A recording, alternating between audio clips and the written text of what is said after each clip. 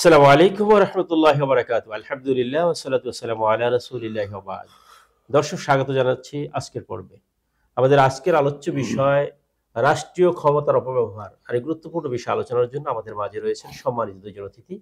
প্রথমে রয়েছেন বিশিষ্ট মিডিয়া ব্যক্তিত্ব আলেমে দ্বীন ফাদিলাতুশ শাইখ হাফেজ এস এম এনামুল হক। আসসালামু আলাইকুম ওয়া রাহমাতুল্লাহ। ওয়া আলাইকুম আসসালাম। মুহতারাম, কেমন আছেন? আলহামদুলিল্লাহ, আপনি কেমন আছেন? আলহামদুলিল্লাহ। এরপরে রয়েছেন আরেকজন উদীয়মান আলেমে দ্বীন মিডিয়া ব্যক্তিত্ব মাওলানা সাইফুর রহমান সাঈদী। আসসালামু আলাইকুম ওয়া রাহমাতুল্লাহ। ওয়ালাইকুম আসসালাম। মুহতারাম, কেমন আছেন? আলহামদুলিল্লাহ। শেখ, আপনি কেমন আছেন? আলহামদুলিল্লাহ। আমরা প্রথমে উদীয়মান আলেম, আপনার কাছে আমরা জানবো যে রাষ্ট্রীয় সম্পদ এবং রাষ্ট্রীয় ক্ষমতা এটাকে অপব্যবহার করে সম্পদের আত্মসাৎ করা, তসরুফ করা এবং প্রজাদের উপর জুলুম করা, এর পরিণতি কি হতে পারে, ব্যাপারে যদি আপনি বলেন। আলহামদুলিল্লাহ, আল্লাহ পাকের দরবারে লাখো কোটি শুকরিয়া। অত্যন্ত গুরুত্বপূর্ণ একটি বিষয় অবতারণার জন্য বিজ্ঞ উপস্থাপক আপনাকে ধন্যবাদ।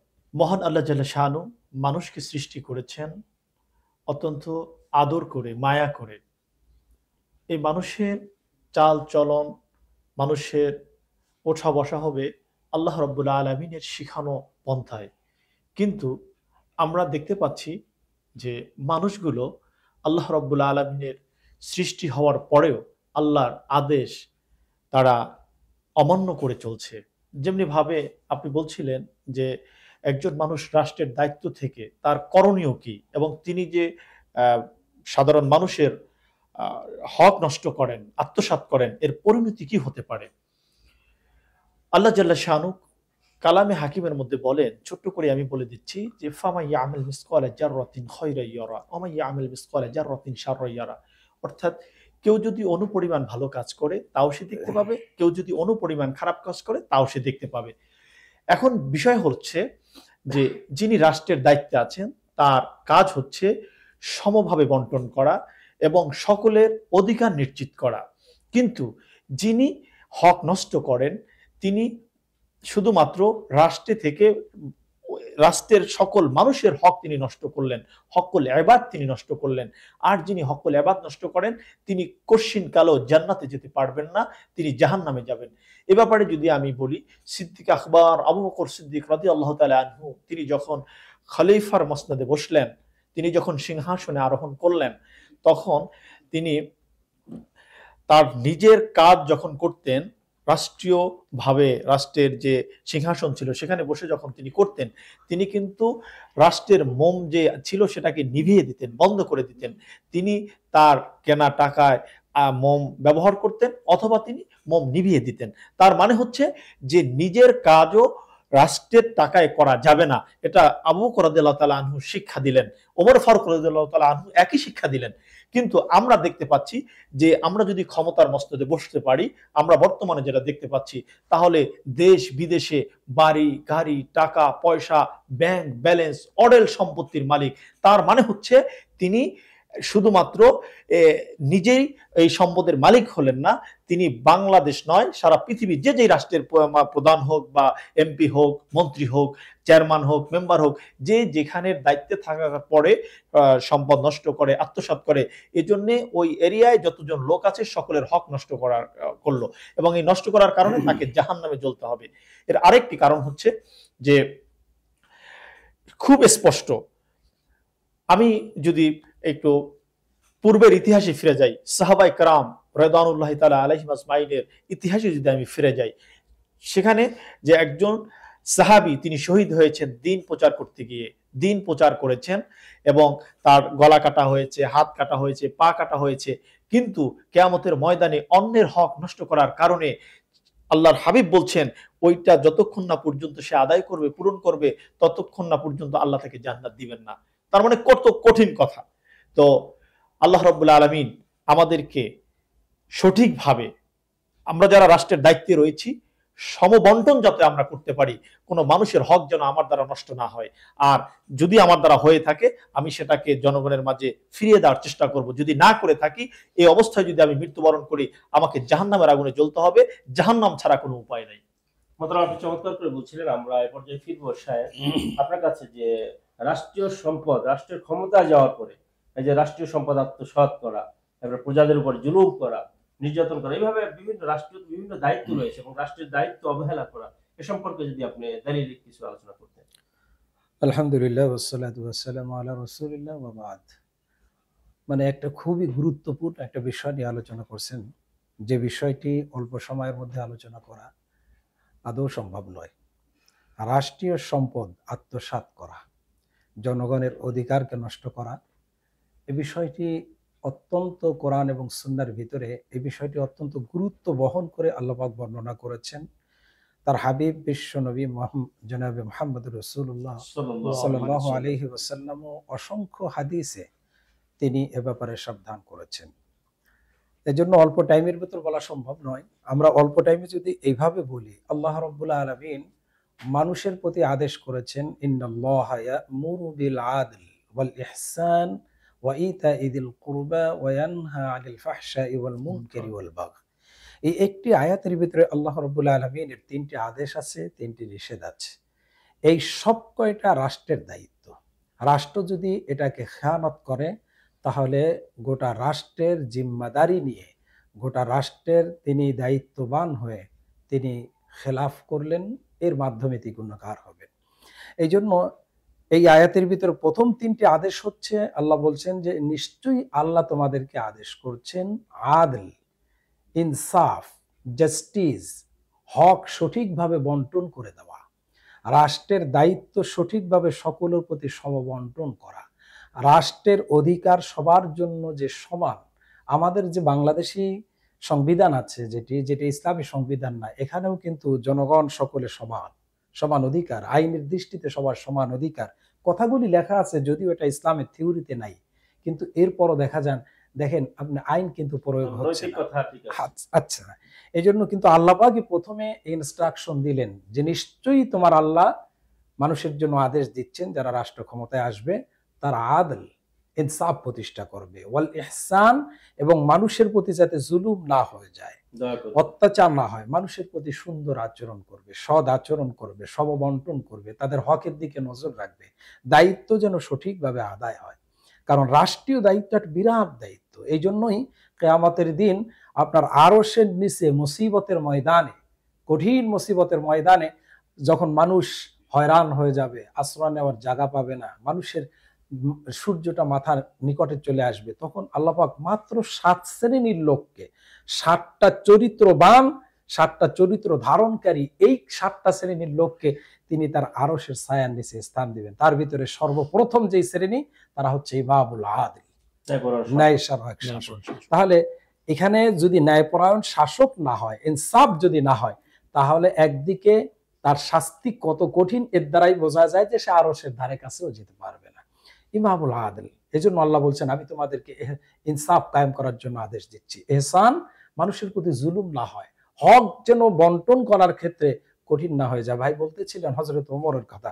হযরত ওমর রাদিয়াল্লাহু তাআলা রাষ্ট্র ক্ষমতা হাতে নিয়ে তিনি বলেছিলেন যে ফোরাত নদীর তীরে যদি একটা কুকুরও না খেয়ে মারা যায়, আমি ওমর কিয়ামতের দিনের জন্য আল্লাহর দরবারে আসামি হয়ে যাব। কত বড় জিম্মাদারি, কি কঠিন জিম্মাদারি। হযরত ওমর একদিকে রাষ্ট্রপতি, অর্ধ পৃথিবীর খলিফা, তিনি রাতের অন্ধকারে ছদ্মবেশ ধারণ করে তার রাষ্ট্রের গোপনে গ্রামগঞ্জে ছড়িয়ে যেতেন, নিজে একা ছদ্মবেশ ধারণ করে যেতেন, নিজে অবজারভেশন করার জন্য, নিজে গোয়েন্দাগিরি করার জন্য যে আমার রাষ্ট্রে কে না খেয়ে আছে, কোনো মানুষ, কোনো অতিথি না খেয়ে আছে কিনা। এগুলি বিরাট ঘটনা হাদিস শরীফে আসছে যে হযরত ওমর এইভাবে দায়িত্বের প্রতি যত্নবাদ ছিলেন। হযরত আবু বকর রাদিয়াল্লাহু তাআলা আনহু রাষ্ট্র তখন তার জন্য ভাতা ধার্য করে দিয়ে, তার সংসার চালানোর খরচ ধার্য করে দিয়ে, এরপরে তার কাছ থেকে ওই সময়টুকুনো জনগণের খেদমতের জন্য কিনে নিলেন। তখন তিনি একদিন দেখলেন রাষ্ট্রের থেকে তিনি যাওয়ার সময়, রাষ্ট্রীয় দায়িত্ব পালন করে বাসায় যাওয়ার সময় বাজারঘাট নিয়ে যেতে পারেন নাই, বা বাসায় বাজার পাঠাতেও পারেন নাই, ভুলে গেছেন।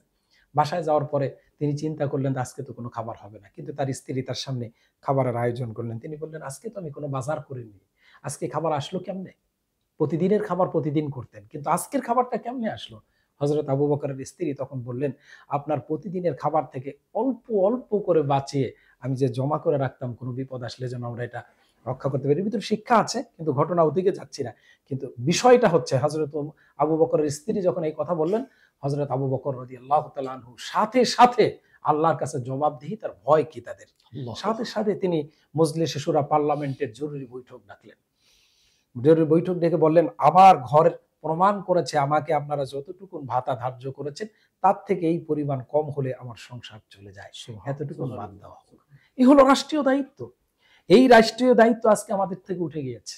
উঠে যাওয়ার কারণেই আমরা রাষ্ট্রের জনগণের হক আদায় করা তো দূরের কথা, ইনসাফ করা তো দূরের কথা, ন্যায় বিচার করা তো দূরের কথা। আমরা গত 15টি বছর কি দেখলাম? এর আগেও দেখেছি, কিন্তু বিশেষ করে গত 15টি বছর যেই জুলুম, ইনসাফের ধারে কাছেও তো নাই। মানুষকে গুম করে হত্যা করা, মানুষের জানের অধিকার নাই, মানুষের সম্পদগুলি কিভাবে গ্রাস করে নিয়ে গেল, মানুষের হাজার লক্ষ মানুষের আমানত যে ব্যাংকগুলি রক্ষা করে, ব্যাংকগুলি খালি করে দিল, অন্যান্য খাতগুলিতে সব শেষ করে দিল। তাহলে এইভাবে করে তারা লুট করে নিয়ে গেল। তাহলে লক্ষ কোটি কোটি মানুষের আমানত কোথায়? তো এই দায়িত্বগুলি একমাত্র আল্লাহকে ভয় না করা, ইনসাফ, আল্লাহর হুকুম পালন না করা। কথাটা আপনি চমৎকার করে বলছিলেন। আসলে রাসূল আরবি সাল্লাল্লাহু আলাইহি ওয়াসাল্লাম রাষ্ট্রীয় দায়িত্ব সম্পর্কে আল্লাহ পাক তো বলেছেন, এবং রাসূল পাক সাল্লাল্লাহু আলাইহি ওয়াসাল্লাম বলেছেন বুখারী শরীফের ৭১৫০ নম্বর আয়াতে রাসূল আরবি সাল্লাল্লাহু আলাইহি ওয়াসাল্লাম বলেছেন, একজন সাহাবী হযরত মাকিল ইবনে ইয়াসার রাদিয়াল্লাহু তাআলা আনহু থেকে বর্ণিত দুটি হাদিসে, একটি হাদিসে আল্লাহর হাবিব সাল্লাল্লাহু আলাইহি ওয়াসাল্লাম ইরশাদ করেছেন যে রাষ্ট্রীয় দায়িত্ব গ্রহণ করার পরে খেয়ানত করলো, অর্থাৎ জনগণের অধিকার রক্ষা করলো না, বরং খেয়ানত করলো, জুলুম করা তো পরের কথা, সে ব্যক্তি জান্নাত তার জন্য হারাম করে দেওয়া হয়। আল্লাহর হাবিব বলেছেন যে যে রাষ্ট্রীয় সম্পদের আত্মসাৎ করলো এবং জনগণের উপর জুলুম করলো, আল্লাহ রাব্বুল আলামিন তাকে এত কঠিন শাস্তি দিবেন যে শাস্তি মানুষ কল্পনাও করবে না, এবং সে জান্নাতের সুঘ্রাণও সে প্রাপ্তি হবে না তার জন্য। সুতরাং আমরা যারা আছি, আমরা এ থেকে শিক্ষা নেওয়া দরকার যে আমাইয়াত্তাবি গায়রুল ইসলাম দীনা ফালাইয়াকবাল মিন, যে ইসলাম ছাড়া, ইসলামের নীতি নির্ধারণ আদর্শ ব্যতীত, ইসলাম ছাড়া মানবতার যত মুক্তির যত পন্থা মানুষ খুঁজতে পারে, যদি আল্লাহ রাব্বুল আলামিন কোরআন এবং রাসূলের সুন্নাহ তরিকা অনুযায়ী যদি না হয়, যে পদ্ধতি হোক, যে কোয়ালিটি হোক, যে বিষয় হোক, সবকিছু পরিত্যাজ্য। এই জন্য অবশ্যই রাষ্ট্রীয় দায়িত্ব যারা পালন করবে, বিগত সরকারও আমরা দেখেছি তাদের নির্যাতন, তাদের জুলুমের কারণে যে কি অবস্থা হয়েছে, এবং সর্বশেষ তারা দেশ থেকে পালিয়ে যেতে বাধ্য হয়েছে। বর্তমান গভর্নমেন্টেও যারা আছে, আমরা বেশ কিছু কথা শুনতে পাচ্ছি যে রাষ্ট্রীয় সম্পদের বিভিন্ন জায়গায় বিভিন্ন জুলুম, নির্যাতনের, বিশেষ করে আত্মসাতের কথা আমরা শুনতে পাচ্ছি, বিভিন্ন নিয়োগের বা বিভিন্ন ক্ষেত্রে অনিয়মের কথা শুনতে পাচ্ছি। আমি সকলকে আবারও জানাতে চাই যে কোরআন এবং সুন্নাহ ব্যতীত, কোরআন এবং সুন্নাহ নির্ধারিত পন্থা ব্যতীত আপনি যদি ইনসাফ কায়েমে ব্যর্থ হন, আল্লাহ রাব্বুল আলামিনের কাছে কঠিন। আর দুনিয়ার তো জীবন খুবই সামান্য, এই জীবন শেষ হয়ে যাবে একদিন, আবার আমরা চলে যাব।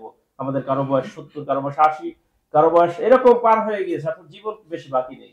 সুতরাং এই জীবনকে যদি আপনি গুরুত্ব দিয়ে মানুষের সম্পদ, আত্মসাৎ, জুলুম এগুলো যদি আপনি চালিয়ে যান, তাহলে এর জন্য আপনাকে যে খাসারায় পড়তে হবে, খাসারা থেকে আপনি কখনোই রেহাই পাবেন না। হযরত ওমর ইবনে আব্দুল আজিজ রাদিয়াল্লাহু রাহমাতুল্লাহ আলাইহি যখন ক্ষমতা গ্রহণ করলেন, তাকে দ্বিতীয় ওমর বলা হয়। তিনি ক্ষমতা গ্রহণ করার আগে তিনি গভর্নর যখন ছিলেন, থাকাকালীন তার এত সম্পদ ছিল যে তিনি প্রতি ঘন্টায় ঘন্টায় তার পোশাক পরিবর্তন করতেন। তো যখন তার শ্বশুর মারওয়ান যখন মারা গেল, তখন তিনি দেখলেন যে তার শ্বশুরের চেহারা কালো হয়ে গিয়েছে, চেহারা এবং কবর কাঁপছে। তারপরে সে মারা যাওয়ার পরে তার সন্তান যখন ক্ষমতায় বসালো, সেও কিছুদিন 12 বছরের মতো সে রাষ্ট্র পরিচালনা করলো, তারপর মারা গেল। সে একই অবস্থা দেখলেন। অথবা তার আরেক ভাই ছিল, সেও যখন ক্ষমতা গ্রহণ করলো এবং মারা গেল, তার অবস্থাও সে বিভৎস চেহারা দেখতে পেয়ে ওমর ইবনে আব্দুল আজিজ যখন ক্ষমতার পালা হলো, তাকে যখন গভর্নর নিয়োজিত করা হলো, রাষ্ট্রের পরিপূর্ণ সেই আরব জাজমেন্ট, আরব উপদ্বীপের যখন সে রাষ্ট্রপ্রধান হলেন গভর্নর থেকে, তখন তিনি যখন খলিফা নিযুক্ত হলেন, তখন বললেন যে আজকের এই দিবসে তোমাদেরকে আমি একটি কথা জানিয়ে যেতে চাই, এই আসনে বসে আমি আল্লাহ পাককে হাসিল করে, আল্লাহ পাককে সন্তুষ্টি কামাই করে আমি যেতে চাই। তারপরে তিনি তার স্ত্রীকে বললেন, তোমার যদি দুইটা বিষয় তোমাকে দেওয়া হচ্ছে, তুমি যদি ইচ্ছা করো তুমি চলে যেতে পারো, অথবা আমার কাছে থাকতে পারো, কিন্তু আজকের দিনে তুমি আমার কাছ থেকে পাবে না কোনো এত সাজসজ্জা, সাজ সওগাত কোনো কিছুই পাবে না। তিনি সব কিছুকে আল্লাহর রাস্তায় দান করে দিলেন। স্ত্রীর জন্য, তার জন্য, তার 6 সন্তানের জন্য 6টি মাত্র 12 জোড়া পোশাক রেখে সব কিছুকে আল্লাহর রাস্তায় দান করে দিলেন। অথচ অগাধ সম্পদের মালিক ছিলেন, বিশাল স্বর্ণ ভান্ডারের মালিক ছিলেন, উটের বোঝা বহন করে তার চাবি আনা হতো, এত সম্পদের মালিক ছিলেন, সবকিছু আল্লাহ পাকের রাস্তায় দান করে দিলেন। অথচ সেই মুসলমানদের আদর্শ কালচার আজকে ভুলে যেয়ে আমরা মুসলমানদের আদর্শ গ্রহণ করার কারণে আমরা আজকে আদর্শ শিখতে চাই সে আমেরিকার কাছে, সারা পৃথিবীর সেই আদর্শ ফেরিয়ালা, যারা ফেরিয়ালা দাবিদার, আমরা খুঁজতে চাই বিভিন্ন রাষ্ট্রকে আমরা মডেল বানাচ্ছি। অথচ আমাদের মডেল হলেন রাসূল আরবি সাল্লাল্লাহু আলাইহি সাল্লাম, কিভাবে তিনি রাষ্ট্র পরিচালনা করেছেন। বিশেষ করে যখন তিনি বিদায় নিচ্ছিলেন, আল্লাহ রাসূলের ইন্তেকাল যখন একদম কাছাকাছি সন্নিকটে, তখন তিনি আয়েশা রাদিয়াল্লাহু তাআলা আনহাকে জিজ্ঞাসা করলেন যে কি আছে বাকি। তো সামান্য একটু স্বর্ণের একটি কঞ্চের পরিমাণ জমা ছিল, তাও তিনি বললেন তাড়াতাড়ি দান করে দাও।